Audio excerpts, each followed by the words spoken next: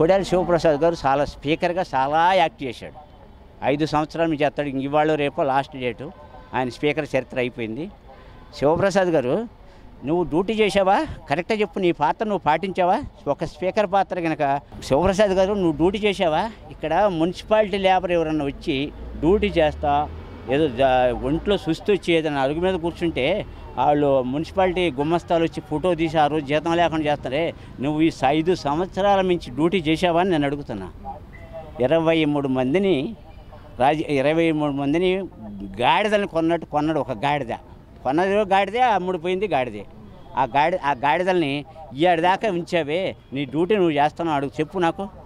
ప్రజాస్వామ్యంగా నువ్వు ఒక బద్ధతగా చేసావా? నీ డ్యూటీ స్పీకర్ డ్యూటీ చేసావా, లేకపోతే పార్టీకి తొత్తువయ్యావా? ఎవడన్నా స్పీకర్ అంటే 5 సంవత్సరాలు స్పీకర్ పదవి దిగిందాక వాళ్ళ పార్టీ గురించి కానీ వాళ్ళ వ్యవహారాల్లో కానీ ఓన్లీ వాళ్ళ కాన్స్టిట్యూషన్లో వరకే చేస్తాడు కానీ వాళ్ళకి ఆయన గెలిపించిన ప్రజలకు చేస్తారు కానీ ఇలాంటి నీచమైన పనులు ఎవడన్నా చేశాడా? అసలు అసెంబ్లీలో నువ్వు ఆడిన డ్రామాలు అందరికీ తెలుసు. ఆఖరికి లవ్ సీన్ కూడా నడిపి ఒకసారి చెప్పనా? ఇప్పుడు ఇదేంటి దాన్ని ఏమంటారమ్మా, ఇది ఓటుకు నోటు కేసు జరిగింది కదా, ఓటుకు నోటు కేసు జరిగితే అసెంబ్లీ 3 రోజులు పెట్టేది శివప్రసాద్ గారు. This is my challenge. నువ్వు 3 రోజులు పెట్టావు. 3 రోజుల్లో మీ బాబు 1 రోజు ఇచ్చాడు. ఎక్కడన్నా చర్చకి రానిచ్చినావా? అసెంబ్లీ 3 రోజులా? అది ఒకటి ఉంది. ఇది విజయవాడలో వాడి పేరు బోండ కాదు, ఎమ్మెల్సీ ఎమ్మెల్సీ వీళ్ళు ఈ కేసులో ఉన్నారమ్మా. సెక్స్ ర్యాకెట్లో ఉన్నారు వీళ్ళు. డబ్బులు పెట్టుబడి పెట్టి సిటీ బాటిల్ డబ్బులు పెట్టుబడి పెట్టి వాళ్ళకి ఆడవాళ్ళని అడ్డం పెట్టి ఆడవాళ్ళతోటి నీచమైన పనులు చేసి సెక్స్ ర్యాకెట్ జరిగినప్పుడేమో 5 రోజులు సమావేశాలు, ఓటుకు నోటేమో 2 రోజులు. ఈ 7 లక్షల ప్రజలకు 7 కోట్ల ప్రజలకి అందరికీ తెలుసు చంద్రబాబు నాయుడు ఓటుకు నోటు కేసు కూడా 10 సంవత్సరాలు అక్కడ ఉంటే అక్కడికి పారిపోయిన విషయం అందరికీ తెలుసు.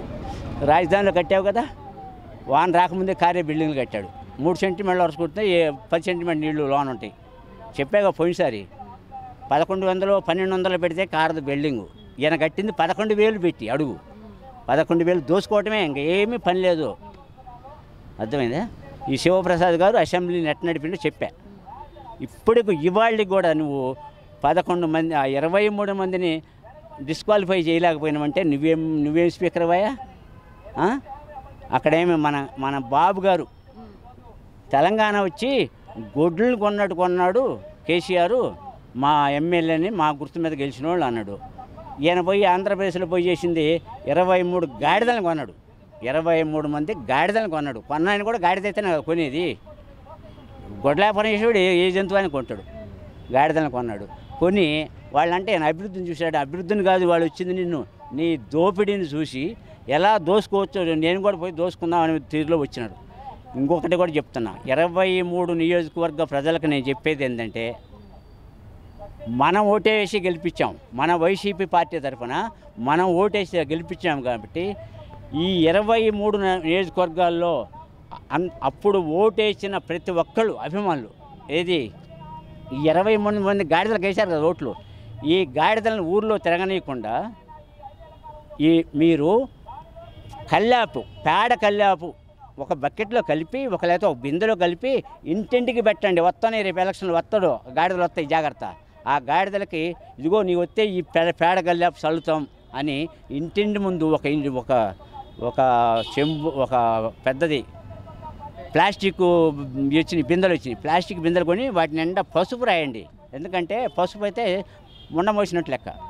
ఆ పసుపు రాసి దాంట్లో పేడకల్లా పెట్టి అటు పెట్టండి. మీరేమీ చేయొద్దు, చల్లవద్దు, పెట్టవద్దు, అరవద్దు, కొట్టొద్దు. వాళ్ళకి చూస్తే వాళ్ళకి సిగ్గు అయితే ఇంక మీ ఊరు రారు వాళ్ళు. కాబట్టి ప్రతి ఒక్కళ్ళు వైసీపీ అభిమానులు మొత్తం కూడా వాళ్ళకి ఓటేశారు కదా, మీకు హక్కు ఉంది అది. కాబట్టి బిందెల నిండా ఒక ప్లాస్టిక్ బిందెలు కొనండి. ప్లాస్టిక్ బిందెలకు పసుపు రాయండి. కొన్నోడి ముఖానికి ముండమోస్తే కిష్టకాడికి పోయేటప్పుడు ముండమోసేదానికి పోతారు. ఇది ఆడ ముండమోస్తుంటే పోతారు. అట్లానే వాడు ముండమోసినట్టుగా మీరు పసుపు రాయండి, దాంట్లో పేడకల్లా పెట్టండి. ఇంకా చాలు. ఈ 23 నియోజకవర్గాల్లో మొత్తంలో పెట్టమని నేను అందరికీ విజ్ఞప్తి చేస్తున్నా. వైసీపీ అభిమానులు ఓటేసినాడు, వాళ్ళకి ఓటేశారు కదా, మనకు హక్కు ఉంది కదా, నీకు ఓటేసాం కాబట్టి మాకు హక్కు ఉంది, మమ్మల్ని ముంచి పోయావు కాబట్టి నీకు ఈ పేడ కల్లేప గతని పెట్టండి. ఈ వీడియో గనుక మీకు నచ్చినట్లయితే లైక్ చేయండి, షేర్ చేయండి. మరిన్ని వీడియోస్ కోసం మా ఛానల్ను సబ్స్క్రైబ్ చేయండి.